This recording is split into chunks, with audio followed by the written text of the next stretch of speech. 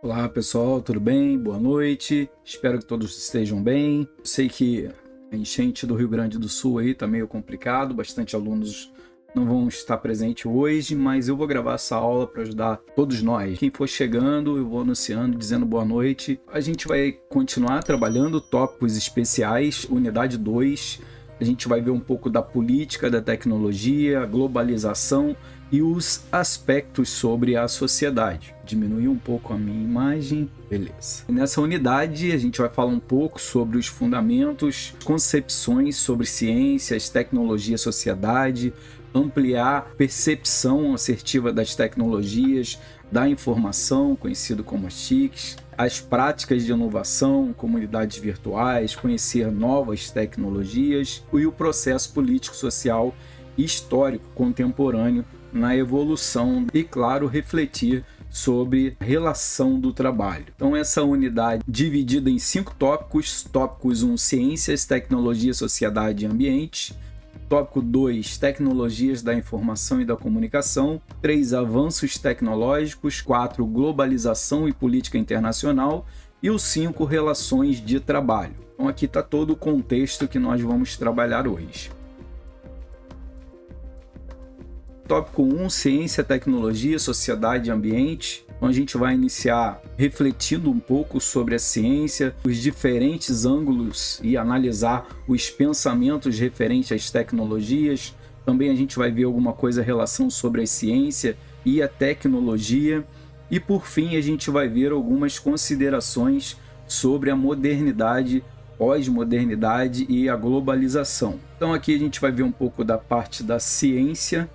Para entender um pouco a ciência, a gente precisa observar o viés cultural, histórico, geográfico e, claro, o ambiental. Então, a metodologia, a arte, a religião e até mesmo a ciência explica as situações que cercam os seres humanos. A ciência é capaz de explicar toda a nossa realidade, está em torno dos nossos pensamentos, da concepção. Ela também apresenta características singulares através de informações, dados obtidos, além de utilizar a própria linguagem, que é baseada nos métodos, nos fundamentos epistemológicos, clara e objetiva para a nossa concepção de pensamento, que é um conjunto de procedimentos lógicos, de técnicas, trazendo regras práticas que acabam permitindo garantir a qualidade e correspondência entre a representação científica e a realidade. Então, algumas etapas elas visam diminuir a distância entre a científica do conhecimento e a proposta de explicações do mesmo. Então, a gente vai ver uma tabela que eu vou trazendo para vocês. Então, a gente vai ver essas etapas, explicações do cotidiano através da ciência, parte empírica, exploratória, concepção, a percepção e a elaboração, constatação ou a comprovação de todos esses segmentos funcionando.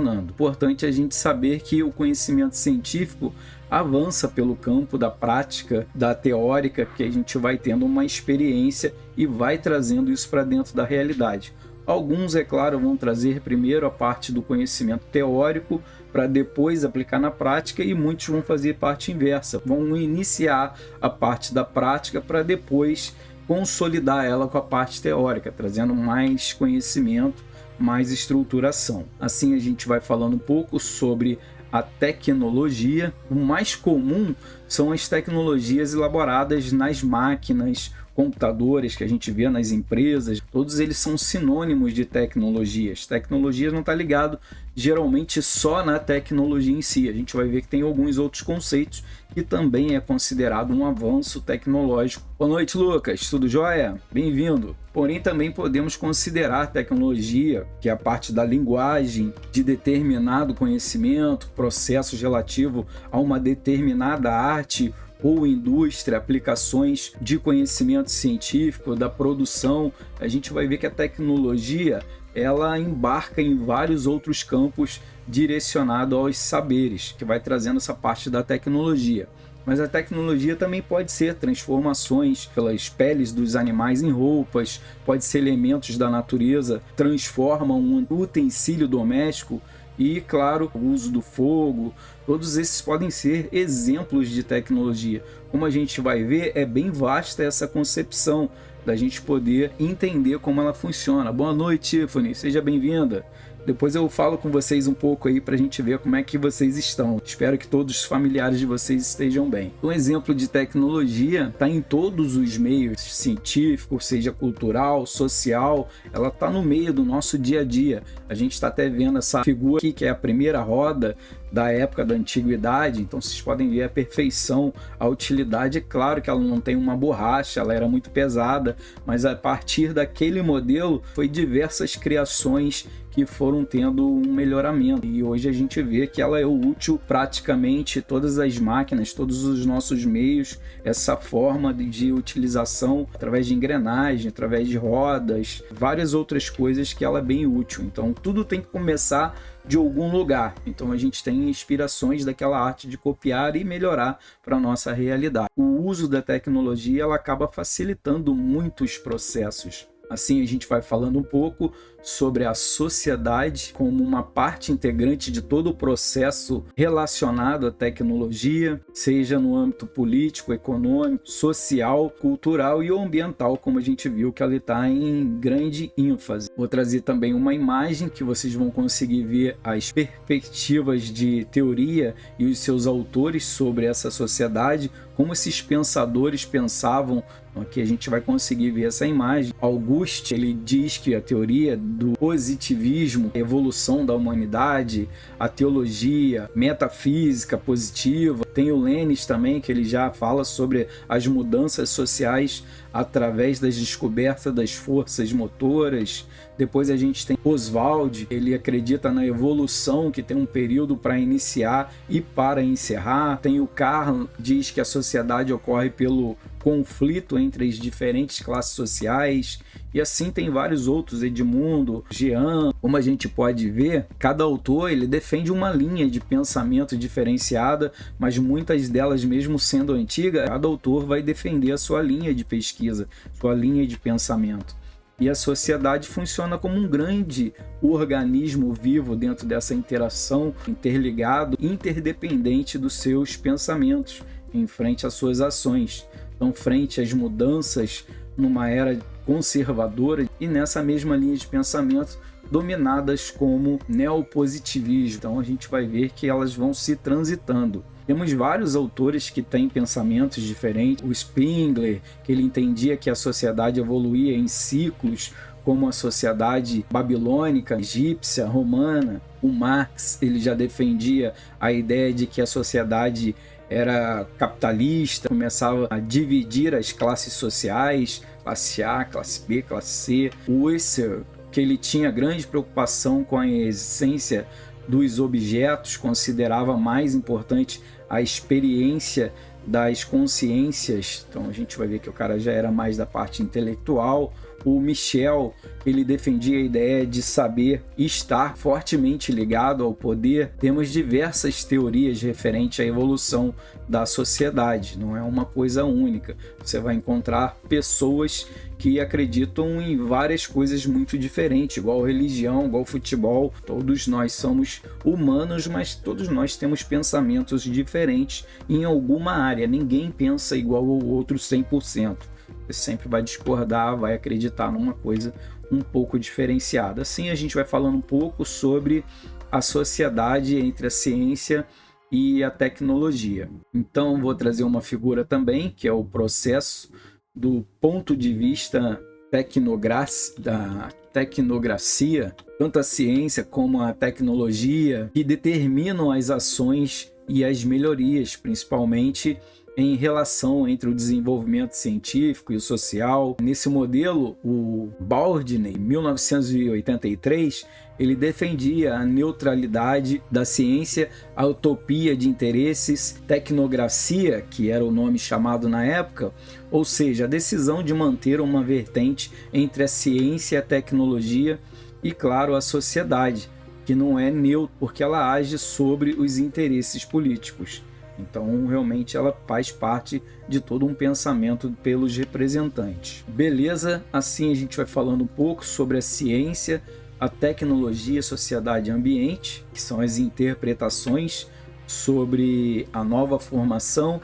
Aqui vou falar um pouquinho de cada uma. Então, o ensino da ciência passou a ter um enfoque sobre a tecnologia, a sociedade, o ambiente, as questões sociocientíficas, que têm por objetivo a emancipação dos sujeitos na construção de novas formas de vida, principalmente do relacionamento coletivo.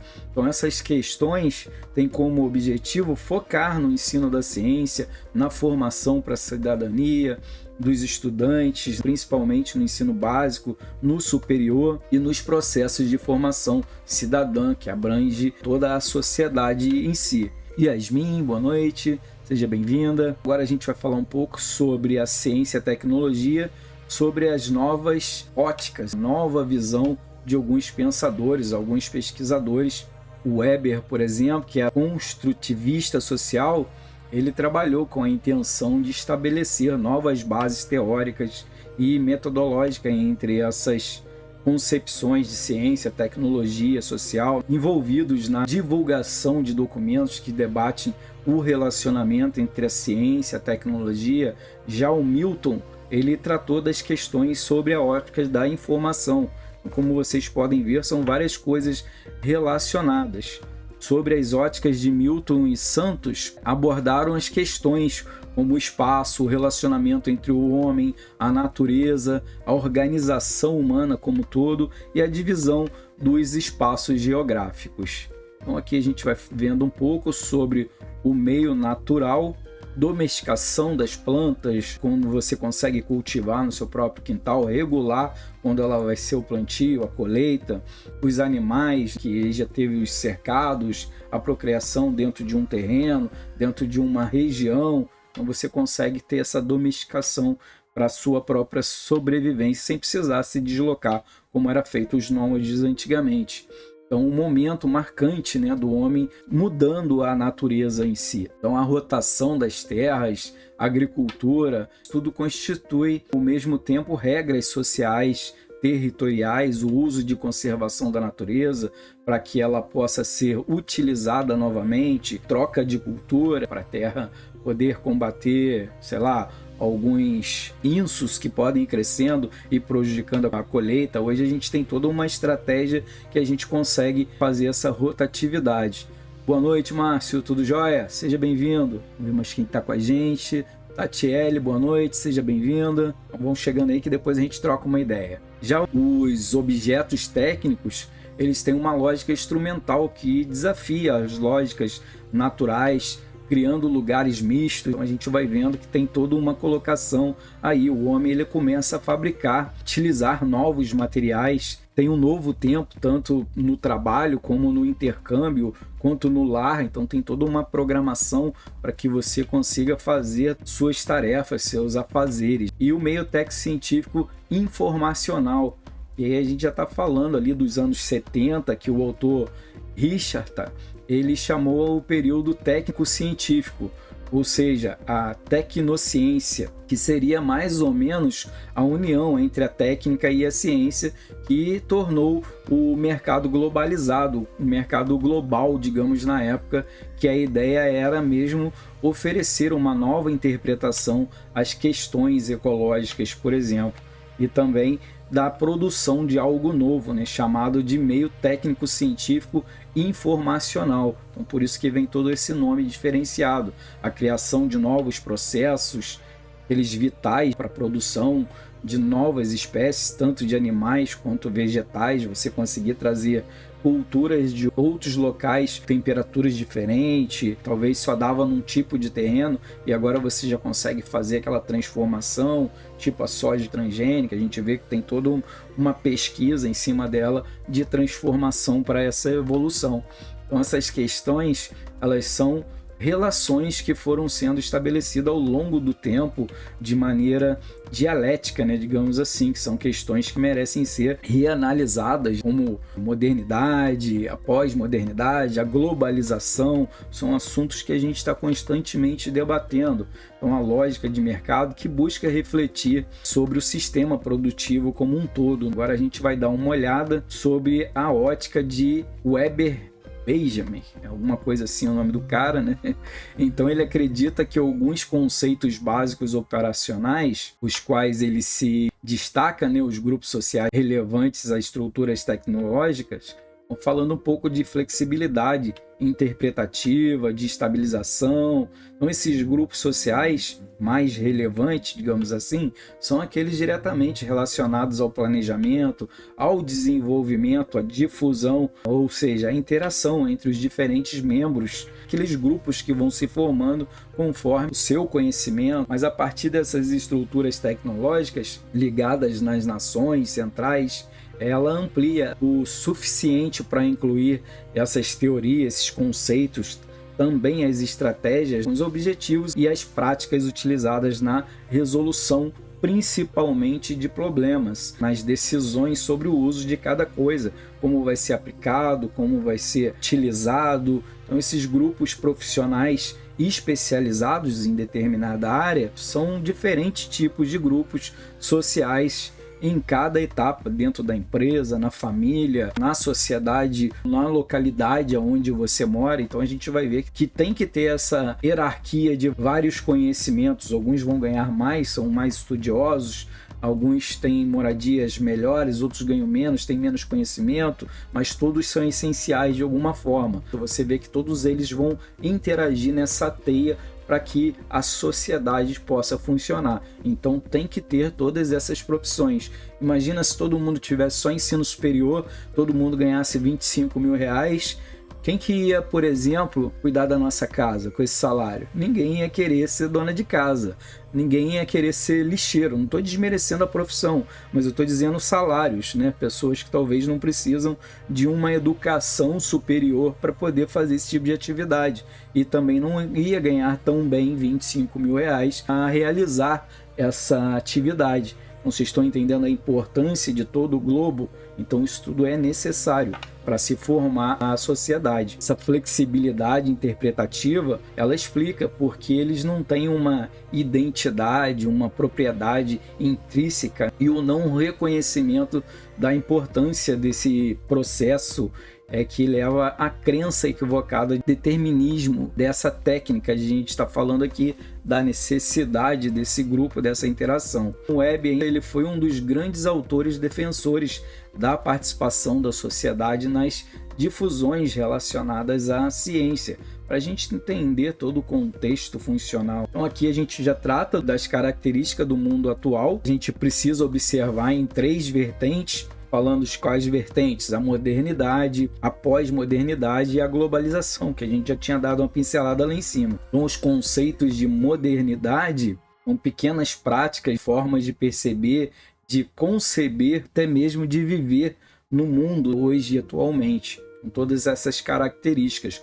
Vou trazendo para vocês uma imagem que ela traz isso mais estruturados, as principais características dos conceitos de modernidade, pós-modernidade, globalização. Ali vocês conseguem definir a relação e o pensamento científico na modernidade, a redefinição das identidades na pós-modernidade e a globalização, que aí já vai trazendo a coisa toda, global, toda a união ali, a cultura, o ambiente, política, social, então toda ela interagindo nesse contexto. Então, dessa forma, o marco inicial da globalização no período da Revolução Tecnocientífica, uma importante ferramenta de longo alcance, digamos assim, uma ligação para as diferentes partes do mundo. Hoje, por isso que a gente está aí conectado, como a gente pode observar, tanto nas empresas, para compras, bate-papo, para conhecimento com outras pessoas, outras culturas. A gente está sem fronteira. Isso chama globalização, união de todos os povos. Então a globalização está amparada nos avanços tecnológicos, nas relações sociais, econômicas, no mercado da conectividade e da virtualidade, principalmente. O que a gente está fazendo hoje, aqui nesse momento, acaba sendo responsável por alterar a forma de comunicação entre as pessoas, através da telefonia, principalmente, móvel, né, WhatsApp, várias outras ferramentas que hoje, digamos que o celular está mais potente, mais útil do que um computador desktop hoje, né, que a gente usa nas empresas, porque a gente leva a tecnologia num pequeno aparelho e você consegue fazer quase tudo, ou pelo menos se atualizar das informações que está acontecendo no mundo inteiro, tanto na empresa, quanto em casa, quanto na escola, na faculdade. A gente consegue ter uma interação de notícias, como a gente está vendo até essa coisa terrível que está acontecendo no Rio Grande do Sul. Então a gente consegue acompanhar tudo em tempo real, mesmo que a gente às vezes não está morando numa cidade afetada, mas a gente está toda hora vendo como que está a notícia, o que o pessoal está precisando, a gente está fazendo aquela união para poder se ajudar. Então isso é muito importante, o uso da tecnologia nesse momento, em todos os momentos da nossa vida, a usar a tecnologia como uma ferramenta e não como uma base. Então, quer dizer, ferramenta de informação, de utilidade, que você vai aproveitar ela de várias formas e não somente como uma rede social onde você vai passar o tempo da sua vida. Então, ser algo que vai trazer para você mais agilidade, mais facilidade no conhecimento, na informação. Então essa é a ideia. E assim a gente vai entrando então no tópico 2, tecnologias da informação e a comunicação. Então quando a gente fala de transformações resultantes do processo da globalização de mercado, dos avanços, do uso do processos tecnológicos na nossa vida cotidiana, né, ou ainda dos indivíduos em geral, a gente vê toda essa transformação. Ela acaba que as tecnologias elas se tornam um fator determinante no advento da sociedade da informação. Tudo fica mais fácil, essa localização, essa atualização dessas informações. Imagina se você está num lugar, igual lá onde está enchente mesmo, que está tudo debaixo da água, como que você faz para interagir se não pega sinal de celular? Se não pega sinal de celular, não pega sinal de internet naturalmente.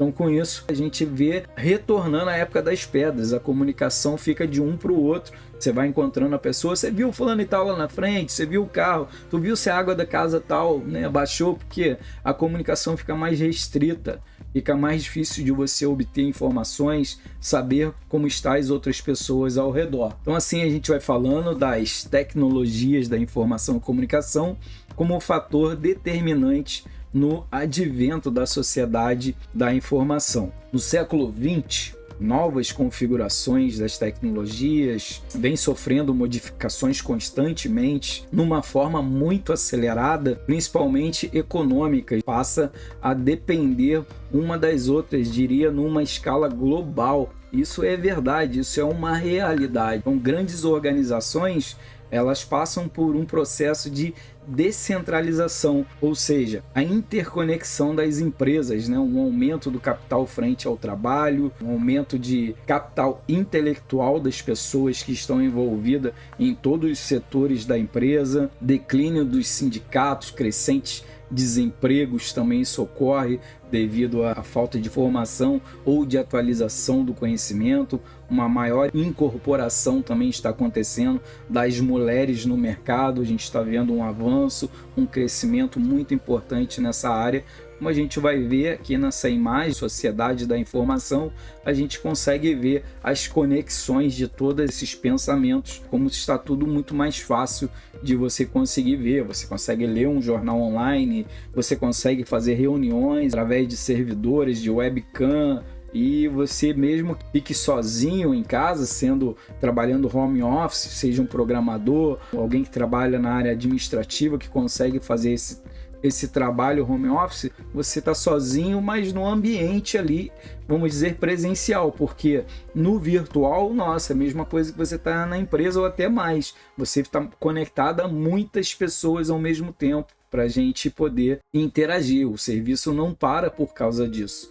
Então ele até, eu acho que ele avança mais do que você tivesse só ali naquele mundo empresarial, quando era a época ainda só de rede. A empresa era conectada um computador no outro e a comunicação era interna, não era externa ainda, era mais interna. O pessoal conversava ali num WhatsApp, vamos dizer, diferenciado da época, mas era só internamente, não tinha esse acesso que a gente tem hoje, a gente está sem fronteiras. Então tudo isso facilitou a nossa vida, as tecnologias da informação e comunicação. Também a gente vê um crescimento, um aumento no uso das tecnologias, nos setores principalmente de atividades humanas, onde tem pessoas trabalhando, facilidade das telecomunicações, possibilidade de ampliar cada vez mais o nosso conhecimento, a nossa comunicação e, claro, o acesso às informações.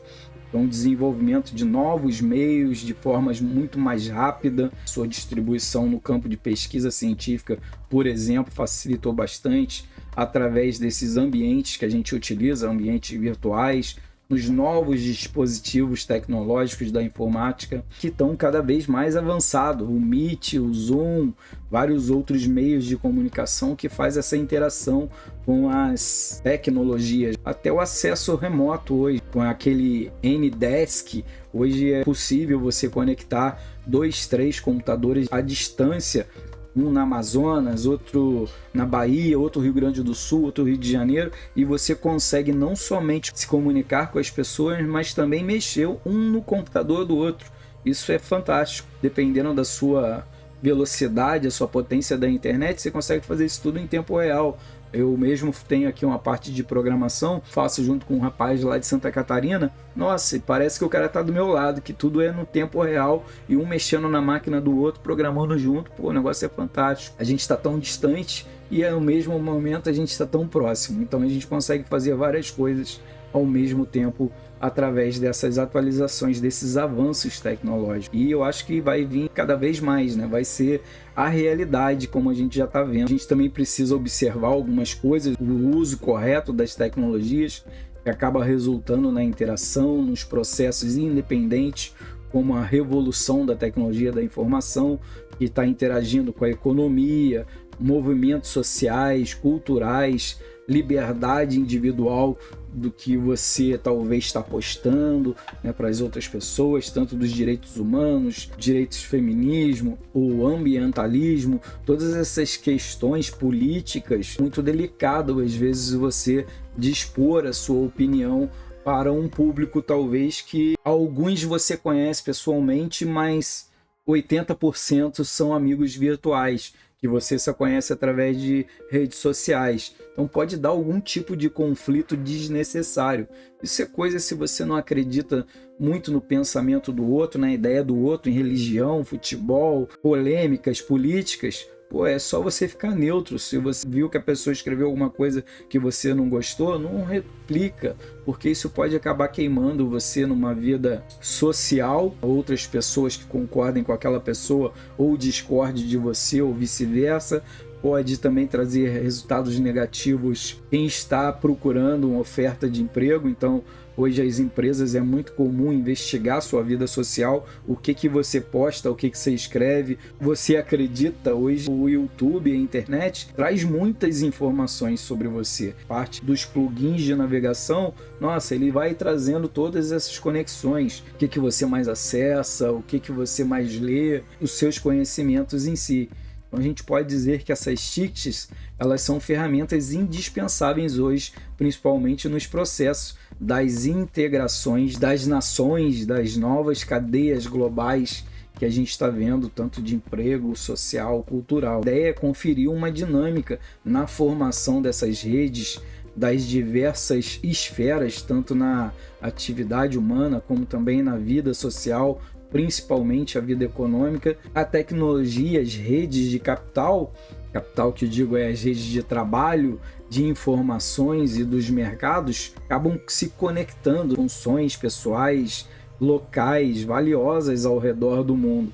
Então as informações, tanto para você procurarem novas empresas e as empresas procurarem fazer a captação de novos funcionários, está muito mais fácil. Hoje a tecnologia permite você trabalhar para uma empresa, sei lá, internacional, McDonald's, área de desenvolvimento, para Disney, vários outros segmentos internacionais de importação, exportação, de trade, várias coisas que você consegue fazer offline hoje bem tranquilo, né? Home office, digamos assim. Então, geralmente os resultados dessa revolução tecnológica, elas estão profundamente inseridas na cultura, sociedade, agregam os processos de produção, principalmente na área de distribuição, direção, permitindo diferentes tipos de atividades interligadas. Hoje, principalmente as empresas de transporte, de logística, hoje sem a informática olha, seria quase que impossível. Ah, mas eles não fazem tudo no manual, não é no caminhão, não é no transporte?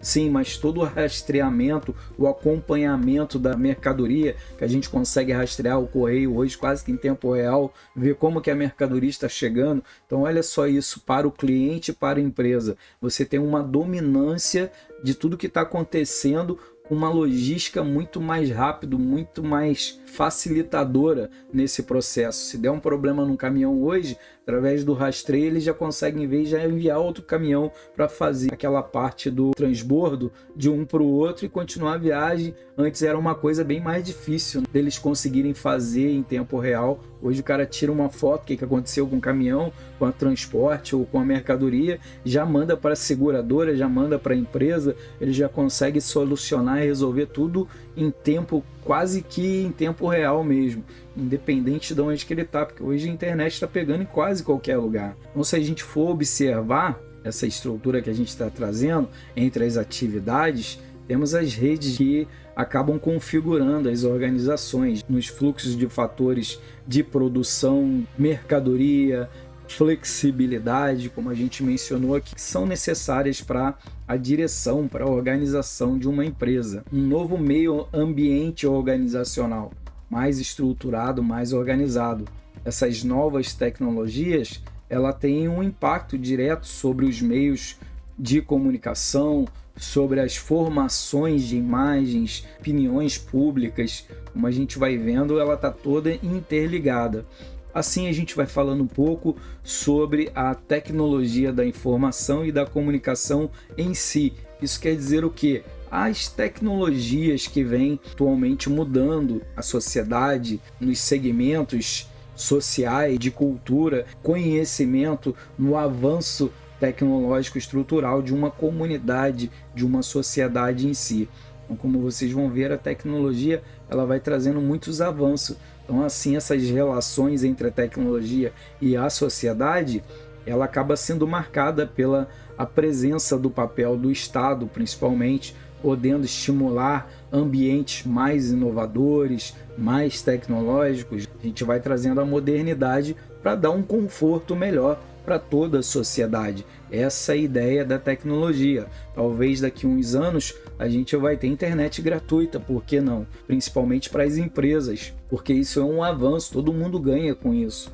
Talvez ainda está longe essa realidade, mas eu acredito que um futuro muito breve isso vai ser uma realidade em comunidades, principalmente menos desfavorecidos. Talvez seja uma verdade que a tecnologia ela não pode ser vista como uma ferramenta que busca resolver somente problemas imediatos. Ela é muito além disso, mas sim como um meio integrante e compatível com a sociedade que está inserida como um todo. Essa produtividade, essa competitividade, ela depende basicamente da capacidade de gerar os processos, de aplicar as formas eficientes na informação baseada nos conhecimentos gerais. É certo que as informações, os conhecimentos, eles sempre foram elementos cruciais no crescimento da economia. E assim a gente vai vendo todo esse contexto das novas tecnologias e informações, a importância para a sociedade, para a comunicação,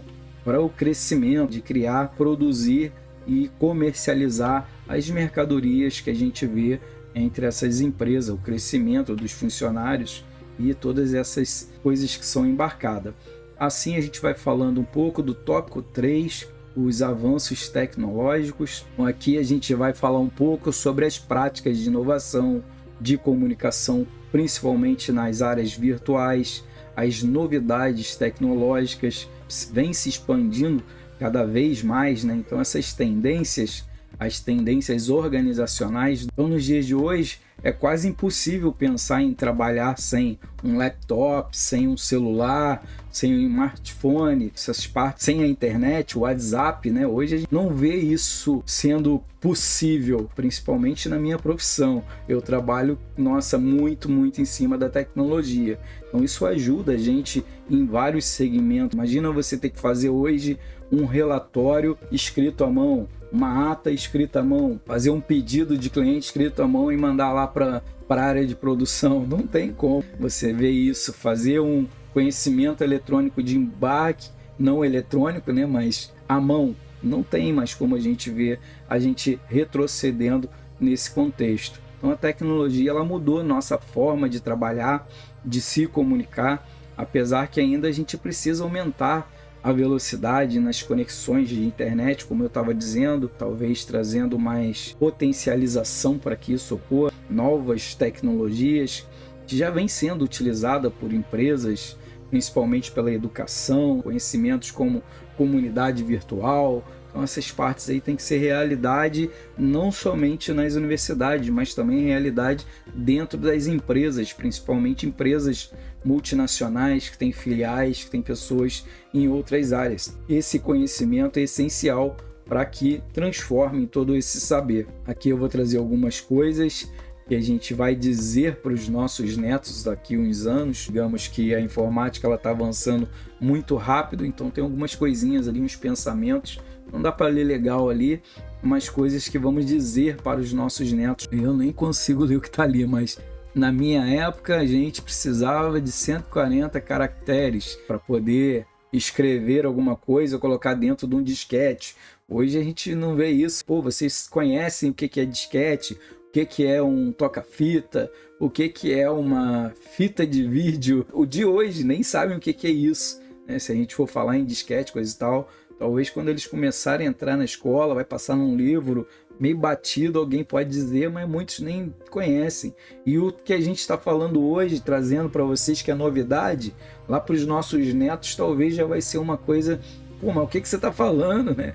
É uma coisa que está avançando muito rápido a tecnologia. Trazendo também uma chargezinha aqui, como seremos lembrados pelos nossos netos. Então também achei ela bem legal. E aqui a gente vai falar um pouco sobre as comunidades virtuais. São conhecidas também como grupos virtuais. São redes virtuais de comunicação. Algumas hoje já são bem mais interativas e têm interesses em comuns compartilhado, formando esses grupos, essas características em comuns. Então a gente vai vendo que isso tudo aí ela vai trazendo as principais redes de contato conforme a pessoa que tem ali talvez uma interação de pensamento muito semelhante. Eu vou trazer uma imagem também, os princípios da cybercultura. Aí tem toda essa parte de conexão, a interconexão, a inteligência coletiva, a comunidade virtual, todas elas aqui interagindo, participando, digamos, interagindo com cybercultura. Toda uma interação referente a esse segmento. Então a comunidade virtual, ela é uma inteligência coletiva mais imaginativo, capaz de aprender e de inventar vários recursos. Dessa forma, Cyberespaço ele cria condições para que haja inteligência coletiva em grande escala. Ela pode alcançar e ser colocada em sinergia dos saberes, da imaginação, energias talvez espirituais daqueles que estão conectados. Então essa construção de um laço social que ela vai se formando em torno de interesses em comum, no compartilhamento de informações, cooperação, no processo colaborativo, digamos, todas essas dicas elas vão se interagindo e transformando ela em algo novo, em algo que você vai se transformando. O cybercultura, ele possui uma relação muito profunda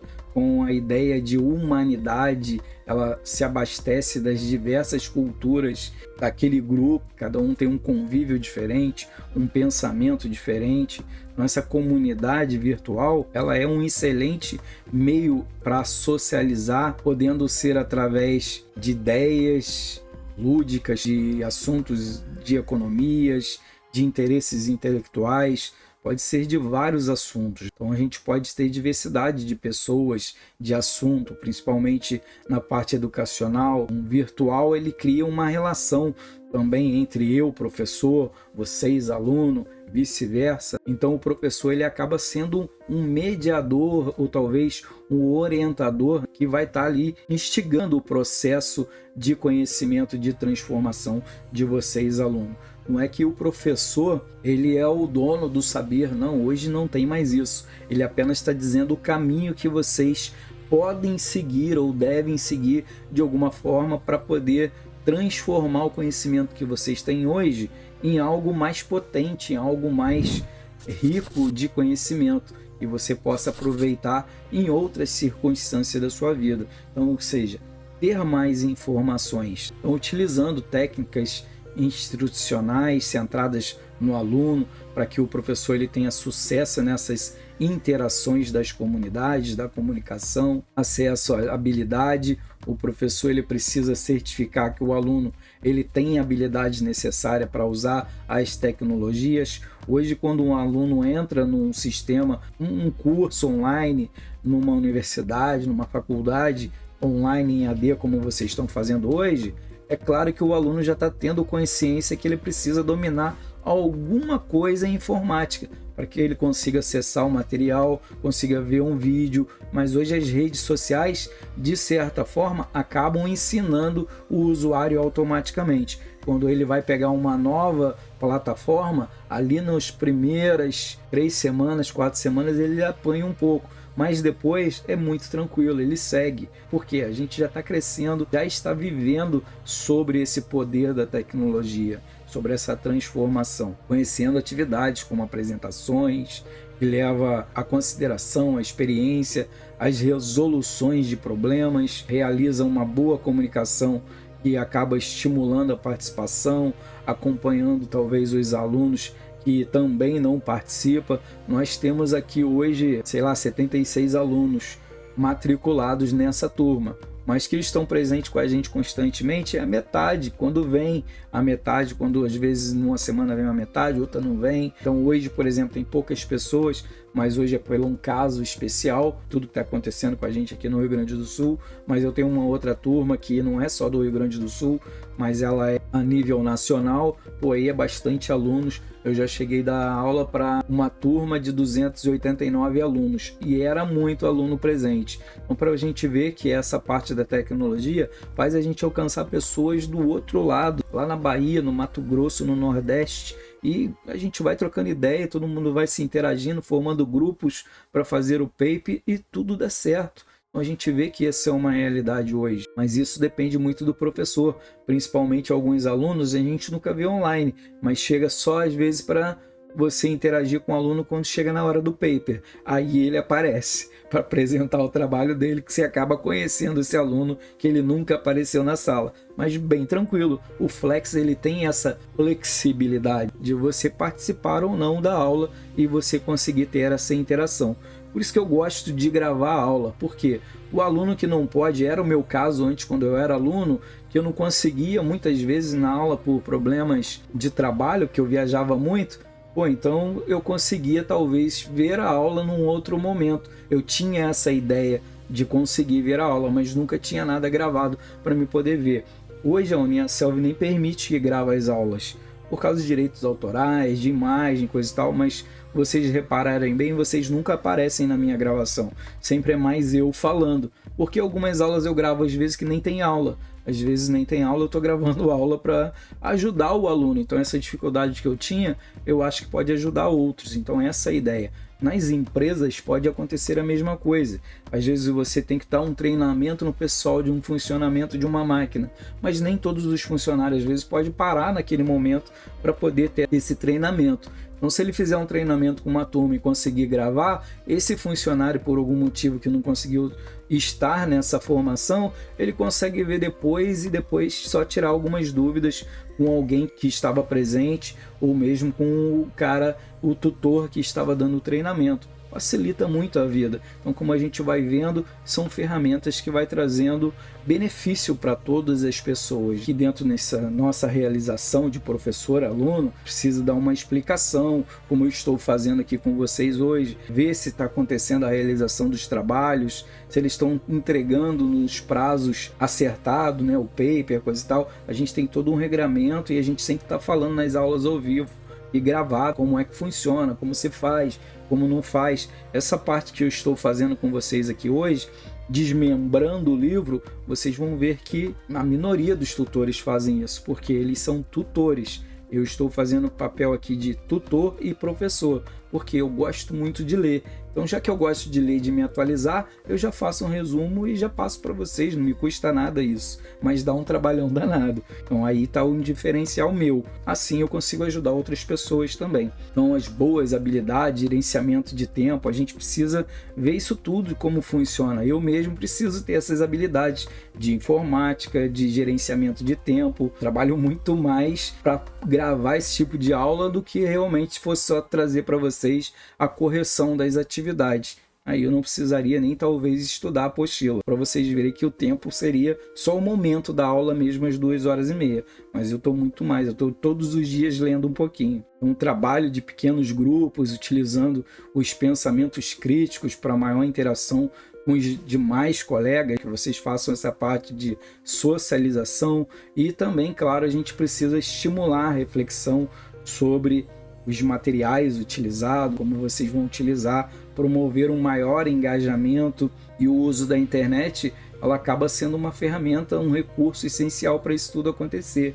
Ela acaba estimulando os alunos a buscar referenciais, compartilhando informações, principalmente quando vocês estão realizando o paper, e é uma interação muito real. E agora falando um pouquinho sobre as redes sociais. Então, as redes sociais, elas podem ser uma ferramenta de trabalho, como esses sites que eles acabam permitindo o usuário fazer várias atividades, como postar um perfil, fotos, vídeos, igual o Facebook, ter um chat, fazer um blog, se conectar com outras pessoas, passar sua mensagem para outras pessoas, através de boletins individuais, de grupos, pode ser no privado, pode ser através de fórum, de vários outros meios você consegue passar a sua informação, passar a sua mensagem. Então você pode se conectar através desses sites, onde duas pessoas ou mais estão conectadas ou ligadas de alguma forma, podem conseguir receber atualizações, páginas de amigos, como as redes sociais que a gente comentou, através de comunidades, se comunicar através também de e-mails, parte comercial principalmente muito utilizado, através de comentários de chat num grupo. Então a gente consegue ter vários segmentos. Aqui também vou trazer um Uni, que ele traz alguns acessos de atualidade de sites tecnológicos que ajuda vocês a interagirem um pouco através de notícias, dos meios de comunicação. Então a gente vê aí várias, o Cielo, o UOL, pesquisa de revistas e tudo mais. Então assim a gente vai terminando esse tópico e vamos entrar no tópico 4. Tópico 4 a gente vai falar sobre a globalização e a política internacional. Então a gente sabe que o repertório da civilização, principalmente ocidental, tem ali umas instituições que se refere aos códigos jurídicos, às leis, os estatutos reguladores e pacificadores. Elas estão centradas em favorecer o poder político nos sistemas econômicos.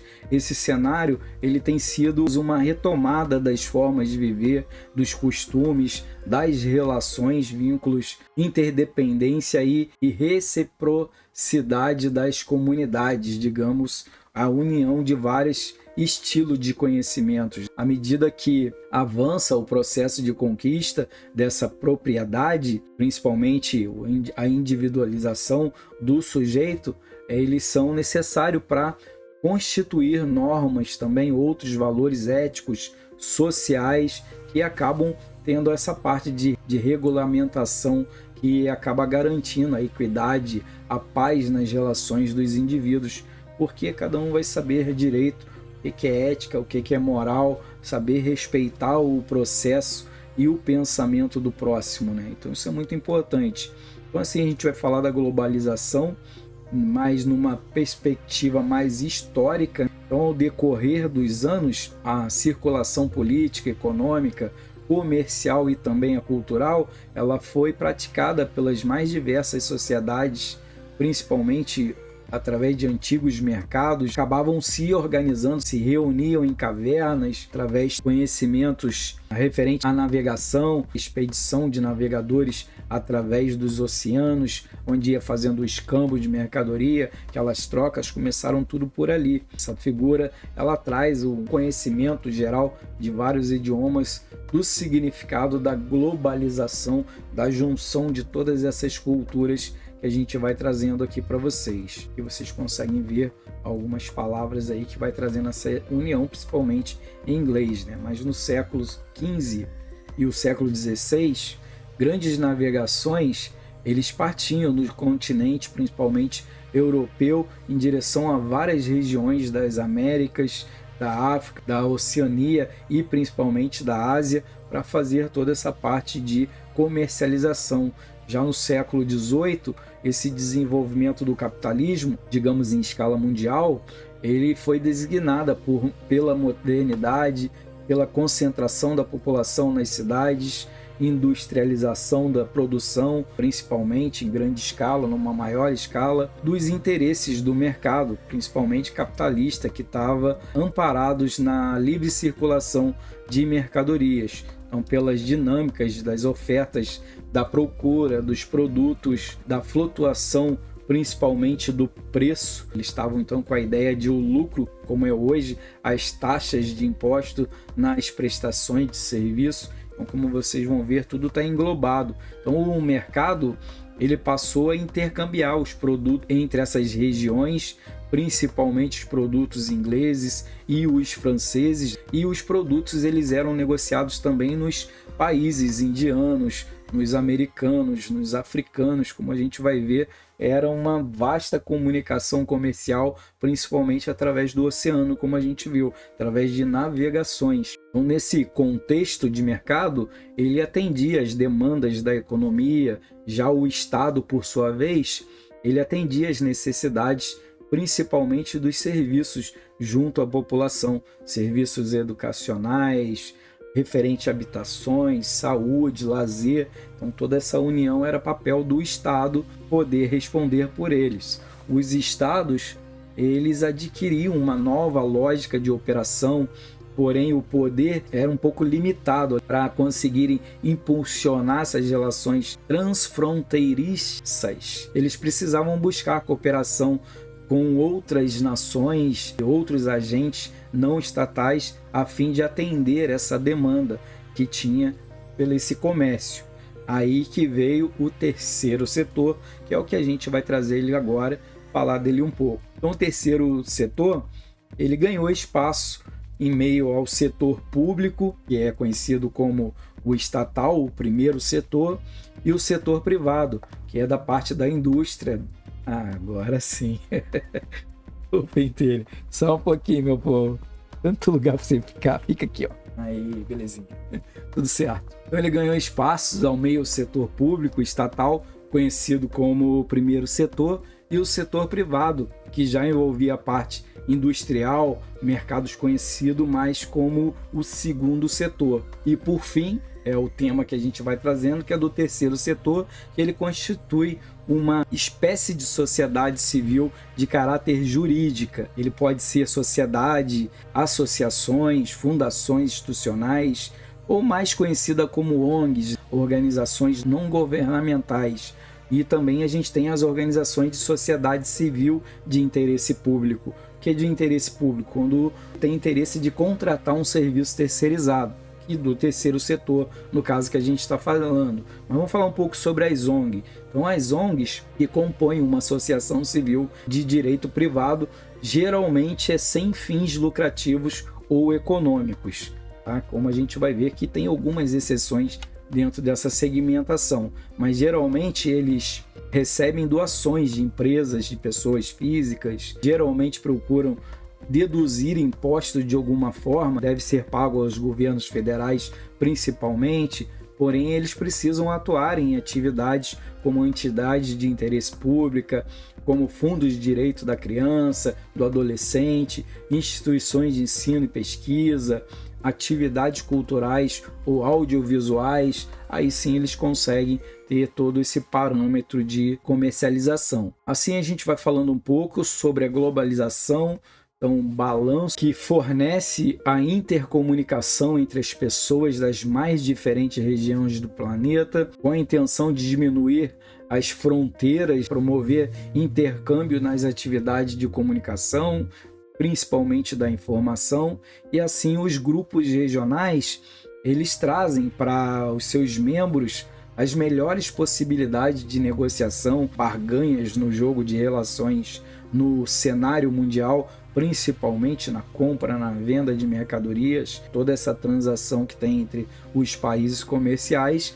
E esses modelos eles têm a ideia de garantir que os indivíduos consigam uma interação, variedade e também na riqueza, tanto de materiais quanto as partes imateriais, de conhecimentos, de outros fins. Já a parte da política internacional, ali no século XVIII, essa segmentação do Estado moderno, vamos dizer assim, ele procurava obter condições para expandir alcance em termos de matérias-primas frente a investimentos, a mercado principalmente do consumidor. Já no regime do colonialismo, a era das grandes navegações, quando ali a Espanha e o Portugal, eles se organizavam politicamente suas colônias de explorações, digamos assim, nos continentes, principalmente americanos e africanos, eles iam através dessas embarcações e eles acabaram sendo promissores, né, nessas navegações mais longas. Então, os estados modernos e o liberalismo são marcados pelas monarquias, principalmente das aristocracias, das igrejas católicas. Essa época de crescimento do Estado moderno, da burguesia comercial, do liberalismo e principalmente capitalismo, ou seja, o Estado ele precisava garantir a neutralidade em matéria, principalmente em questões principalmente religiosa, tendo ali as liberdades de consciência, de religião, incluindo se você não quisesse ter uma religião. Então foi abrindo o comércio para esses pensadores, que antes era a igreja que principalmente dominava toda essa área do comércio. Então eles foram mudando um pouco o pensamento para poder ampliar o seu terreno de comercialização. Então esse Estado moderno e o liberalismo, eles concatenam todo o processo histórico abrangendo as relações humanas, principalmente religiões, políticas, econômicas, acesso ao trabalho, à família, ideias de arte, várias coisas eles foram ampliando essa visão. Já no imperialismo, lá no século XIX, os países europeus, regiões como África, América e a Ásia, eles obtinham matéria-prima para empreender suas produções industriais, consolidavam relações comerciais, mercados consumidores que exerciam influência talvez em outro país ou no comércio para a entrada de outros comércios. Então era uma conexão dos poderosos. E assim trazendo um pouco sobre a fala do neoliberalismo e a terceira via, que também no século XVIII foi uma época que privilegiou as ideias econômicas, principalmente princípios de liberdade, de empreendimento, propriedade de obter o lucro através de demandas necessárias, políticas sociais e, claro, dos indivíduos. O neoliberalismo, as políticas, elas promoviam a redução da interferência, ou seja, a relação dos estados nas atividades econômicas. Elas acabavam permitindo o livre funcionamento do mercado, inclusive na distribuição de riquezas, promoção do bem-estar em prol de privatização por grupos privados como a oferta de serviços, incluindo a saúde, a educação, a cultura, entre outras segmentações. No meio dessas crises econômicas, eles se dedicavam a amenizar os impactos sociais, as injustiças, no sentido de manter a paz, a coesão social sobre aquela sociedade. Os defensores da terceira via interpretavam que grandes parte dos problemas acontecia nos países mais pobres, nos subdesenvolvidos, aqueles que não davam frutos para a economia global nas práticas de explorações das nações mais ricas, das próprias sociedades em si, com os menos desafortunados. Assim a gente vai falando um pouco sobre as tendências aos governos e à política internacional. Existe passes sobre essas diferentes nações, nesses países do globo, como governos, sistemas políticos altamente burocráticos, quase falidos, aqueles incapazes de conseguirem proporcionar a justiça, o bem-estar social daquela região, porque não tinha união, não tinha um poder, né? Como a gente vai ver nessa figura acima, a evolução dos conceitos do governo.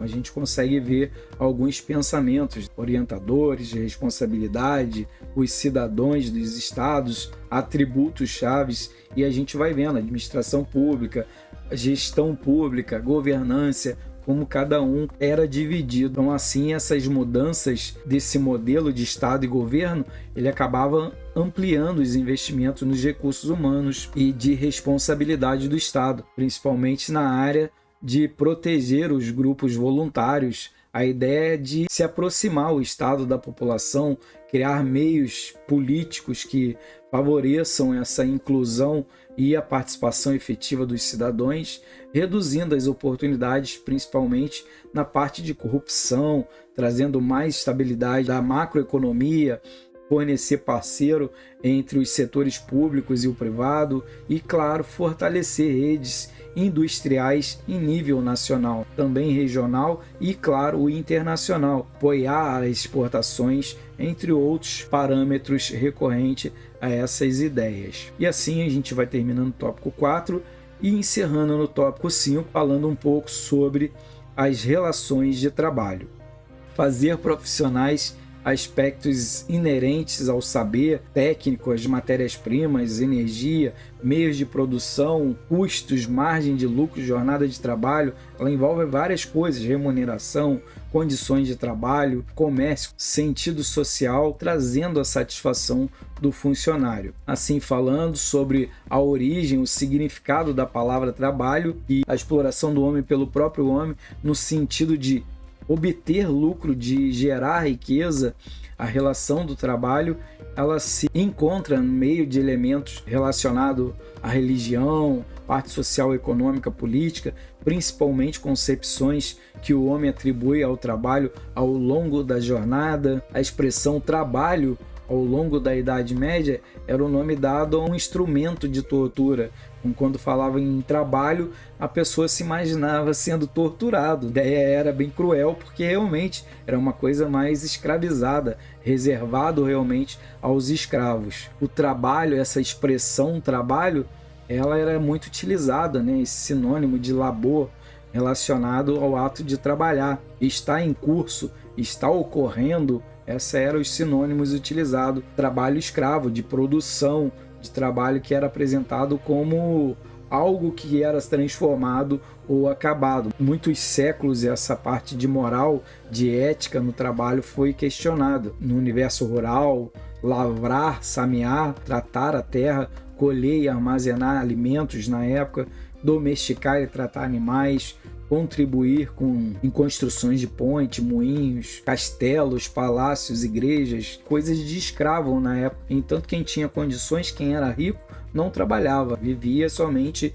através da ordem aos seus trabalhadores, seus escravos, que eles compravam em leilões, como a gente vê nesses filmes mais antigos. Aí aconteceu a Reforma Protestante, ali em 1483, 1546, teve as concepções de trabalho, foi reformulada, a vocação conduzida ao indivíduo, a salvação da alma. Então ele trouxe uma coisa mais religiosa.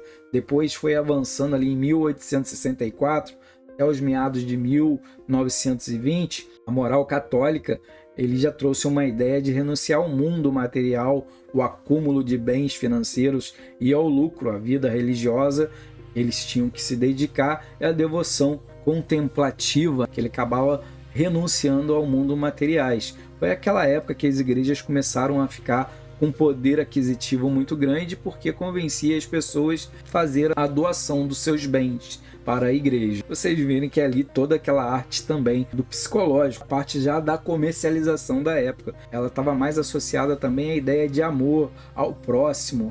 A falta de vontade de trabalho, ela passou a ser compreendida como uma ausência do estado de graça, né? Se você não tem vontade de trabalhar, quer dizer que você está depressivo, está sem vontade de viver e não era merecida a salvação de Deus. Se você não trabalhava, você não tinha nada para contribuir com a igreja, para você fazer a doação. Então, quer dizer, você não está merecendo a ir para o céu, até o perdão e coisa e tal. Era uma coisa meio louca de você entender isso na época, mas era assim que o livro traz. Então, nessa época que surgiram as noções de divisão do trabalho. A parte desempenhava as especialidades, a contribuição na soma do trabalho coletivo, de setores, já administração, parte de logística, começar a entender a hierarquia de poderes dentro das empresas.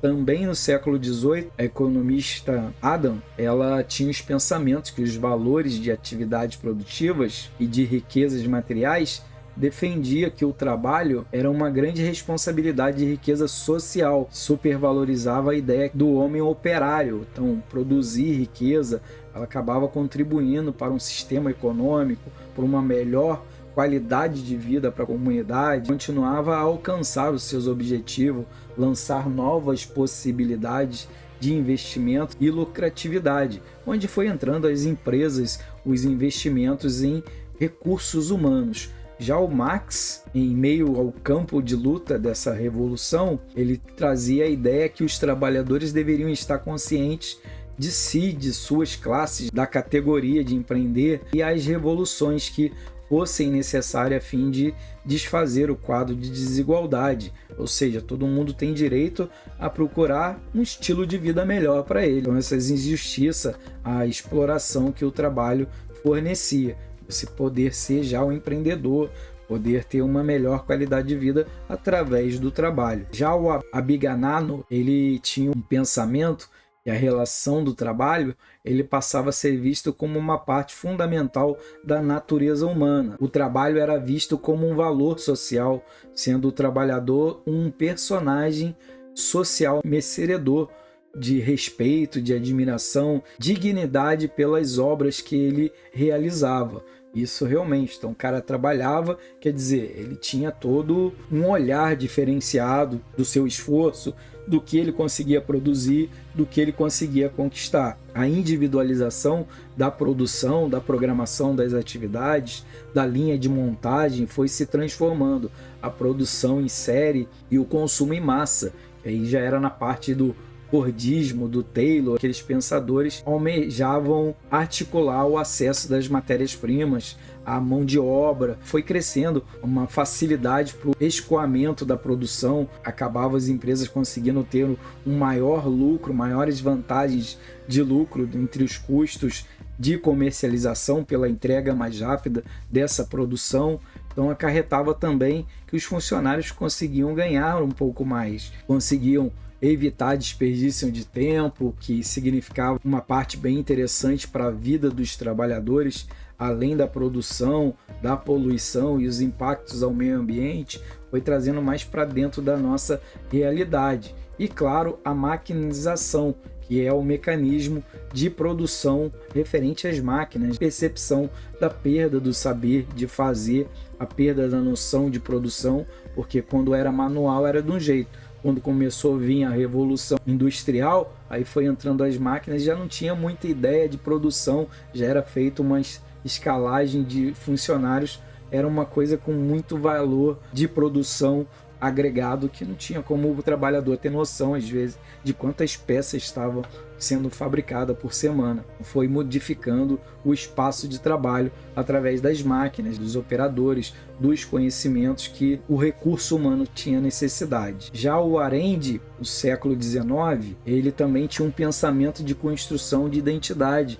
Ele deixou de ser pautado através das atividades criativas, produtivas, medidas que o trabalho se tornou apenas um meio de satisfazer as necessidades e o desejo do consumidor. Isso quer dizer o quê? Todas as indústrias tinha a ideia de fazer algo para vender, mas com a demanda, com que as pessoas tinham necessidade, que é até hoje essa ideia desse mercado acontecendo. As mulheres também, a inserção das mulheres no mercado de trabalho, nessa revolução industrial, foi muito importante também. As mulheres participavam da produção de utensílios, alimentos, mercadorias, atividades no interior da casa, da família, da comunidade, a educação também das crianças, elas eram responsáveis por isso. Esses espaços de trabalho como fortes projetos na participação dessa revolução industrial. Então as mulheres elas passavam a ser empregadas no interior das indústrias modernas, longas jornadas de trabalho, salários pagos às mulheres geralmente eram inferiores, porque para as empresas era negócio você contratar mulheres, porque ela fazia a mesma coisa praticamente que o homem, né, em alguns setores, mas ganhava metade do salário. E hoje ainda tem algumas empresas que é essa realidade. Às vezes você está numa mesma função do que um homem, mas o seu salário é diferenciado. Mas isso já está mudando, é claro. Mas aqui era bem mais grotesco mesmo essa ideia, né? Que a mão de obra feminina era mais barata. As roupas usadas nas indústrias elas precisavam ser mais diferenciadas para as mulheres, tinham que ser mais justas, mais retas, que cobrisse o corpo o máximo possível, se não tirava a concentração dos homens que não estavam acostumados com o setor feminino no mesmo ambiente, né? Então dava bastante acidente, aí eles tiveram que mudar alguma coisa. Assim, o estilista francês, o Chanel, ali em 1883, 1971, ele começou a projetar roupas com design mais favoráveis às atividades no interior dessas fábricas das empresas, com modelos mais justos ao corpo, mais à realidade da mulher. Não tinha como ela usar a mesma roupa que um homem. O trabalho nos tempos contemporâneos, que no século XX, a produção industrial, tecnológica,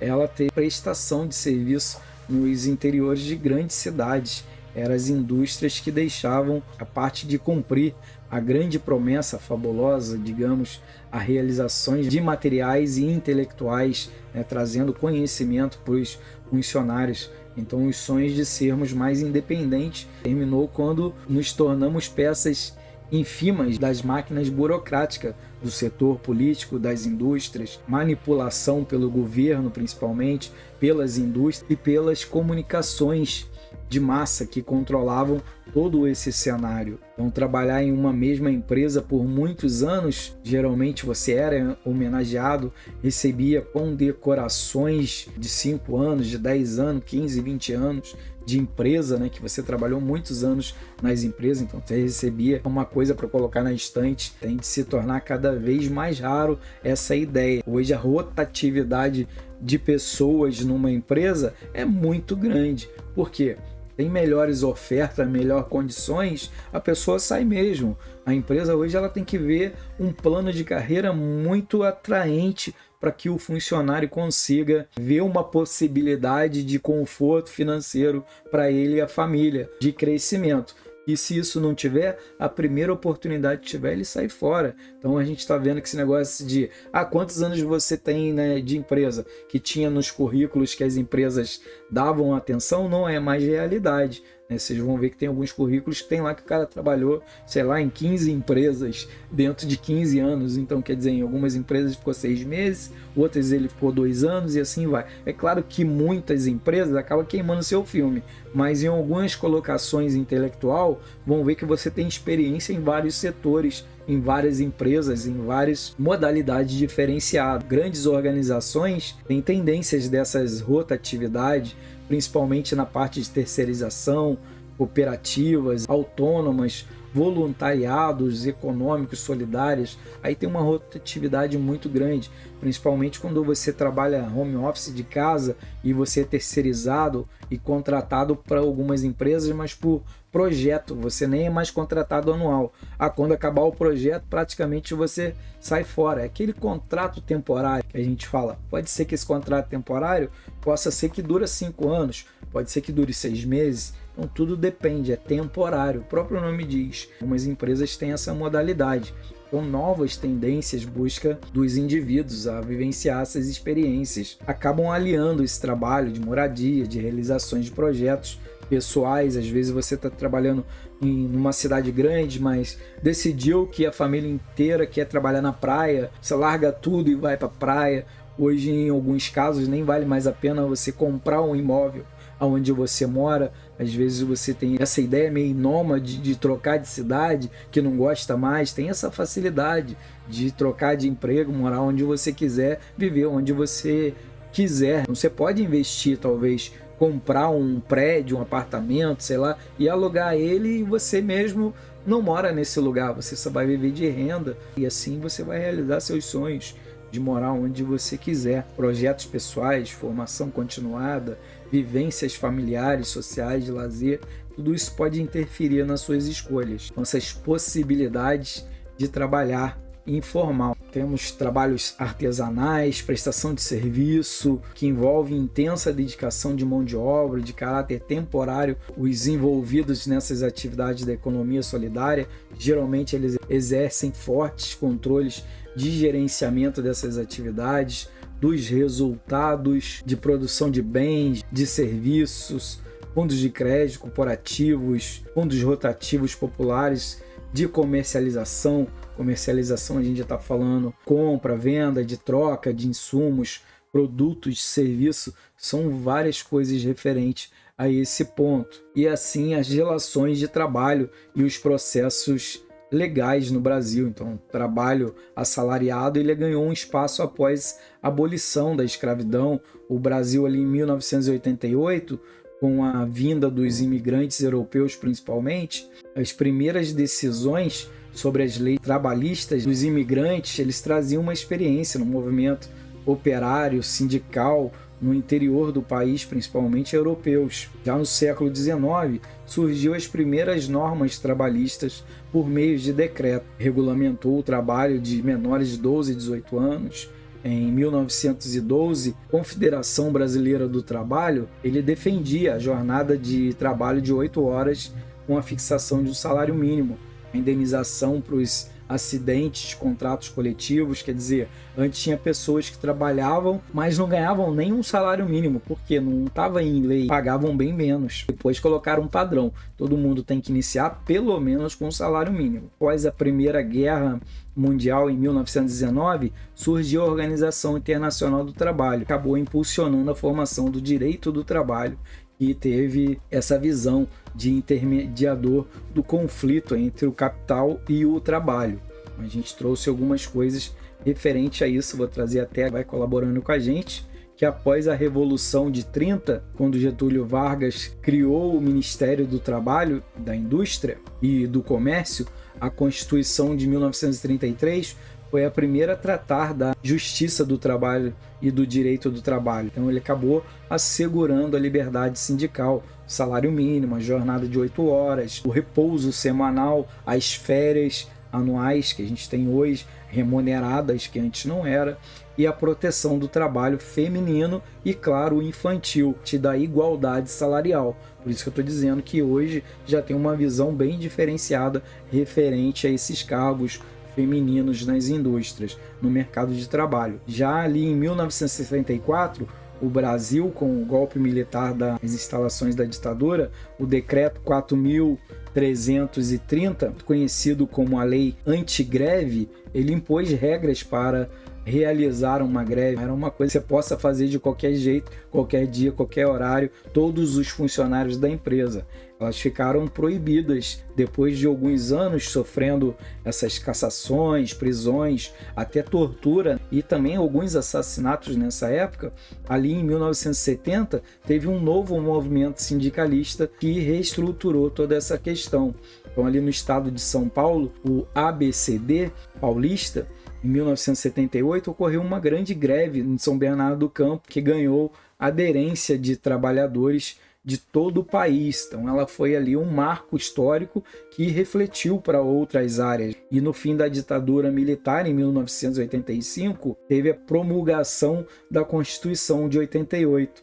Não teve a Lei 7.783, que restabelecia o direito à greve, à livre associação sindical de profissionais, aposentadoria rural. Os benefícios foi tendo nessas leis. O Fundo de Amparo ao Trabalhador, benefício de prestação continuada, programa de erradicações do trabalho infantil, Bolsa Escolar, veio vendo outros benefícios anteriormente, Bolsa Família, entre outros que a gente já conhece nos dias atuais. E assim foi tendo toda essa reforma, essas questões relativas a esse impacto que a gente está tendo no mundo de trabalho aí hoje. Como a gente viu, a gente terminou a aula de hoje. Fiquem bem, fiquem com Deus e até a próxima. Valeu, galera. Fiquem bem, até mais.